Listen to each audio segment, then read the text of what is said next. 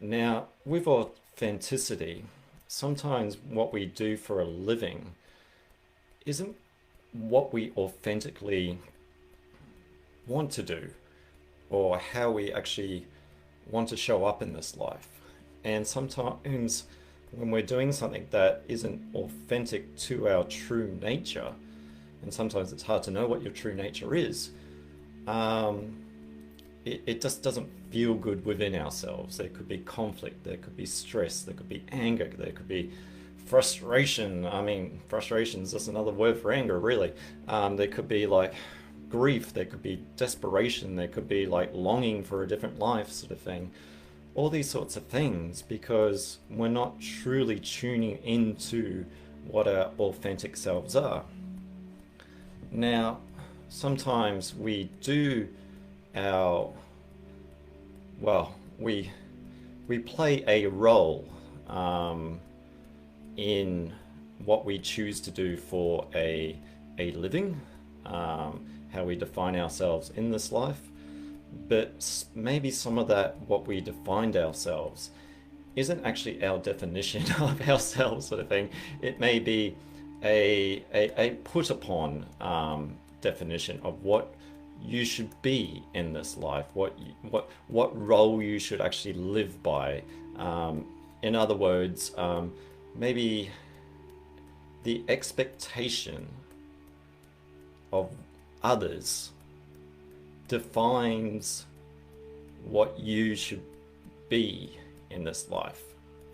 Now, if other people are defining or the expectation to live up to, well, that's a funny way of looking at it, living up to a life or a job title that doesn't match what you truly want to authentically be in this life, then once again, we're matched with feelings of discomfort because we're doing our lives for someone else or an expectation of someone else when maybe those people themselves are doing their lives to someone else's expectations. And then we probably get into something like our old programming from childhood, maybe. It's like, you must be this, you must be a lawyer, you must be a doctor, you must be whatever, sort of thing. All this I must. And it's not really, well, what do I truly want? And another way to look at it is, what am I? Who am I truly? And well, you could travel the world, for example. You could go on a pilgrimage, even on a long journey around the world, going from country to country, trying to find yourself. Now, along that way, not only are you carrying the baggage of literal baggage, your baggage with all your clothes, you may also be carrying the baggage of your old programming, your old belief system. You might not have a job, but you might be traveling the world, but you're still carrying some sort of form of luggage of old beliefs. And there's probably no real person or place that you can travel to that actually defines or gives you the answer of, hey, this is you. There's no no tree with a guru sitting under it, sort of thing, and saying, well, this is who you truly are, sort of thing. Because like with a doctor, for example, a doctor actually doesn't heal you. A guru doesn't actually find you.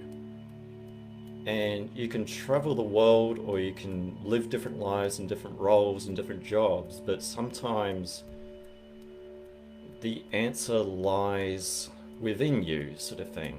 So wherever you go, the answer is always there, but we don't want to look at the answer sometimes because the answer itself carries with it, and I think this is where it comes to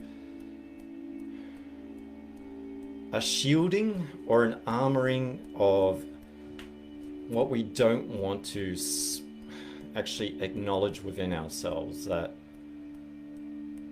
discomfort, that anger, that discontent or disconnect of oneself, I think possibly it's kind of like it's kind of like that meme where that dog is sitting in a room and it's on fire sort of thing, and it's just drinking a coffee and it's saying this is fine. It's sometimes acknowledging within ourselves that things are not fine, and we're not living to our authentic selves. And it's addressing those issues within ourselves, and sometimes going within ourselves isn't comfortable. It's not nice. It's facing those truths within ourselves. It's almost like we've carried a mask of an inauthentic self, and we're almost afraid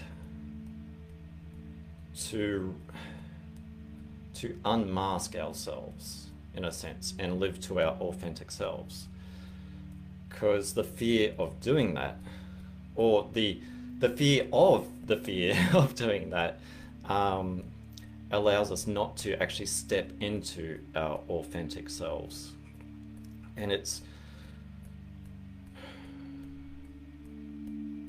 kind of like the fear, how to frame it. It's like if you avoid, metaphorically speaking, if you avoid going into the flames or avoid going into the fear of something, then it's like an anxiety. It's like there's always the uncertainty of, well, the old saying of feeling the fear and doing it anyway. And sometimes we're limited by our beliefs in that. So staying true to your authentic self is sometimes facing the parts that are unauthentic or just not truthful to ourselves. And it tends to be the truth that we don't want to see is the actual truth that can free us. So yes, I'm Dion from Eflowtion. That's a little tap and chat on authenticity, or another way of looking at authenticity. I am in no means a professional in these matters, so I just am being authentic in what I'm saying. But as an EFT practitioner, I think it's good to reframe things and look at things at a different perspective, because sometimes we get stuck in our ways of how we want or how we show up in our lives. And if we're not showing up authentically, then life can be a bit of a struggle in that sense. So be kind, be caring with yourself, be nurturing of yourself, give yourself lots of self-love and self-care. Have a good night or day, and I'm Dion from Eflowtion, and see you later.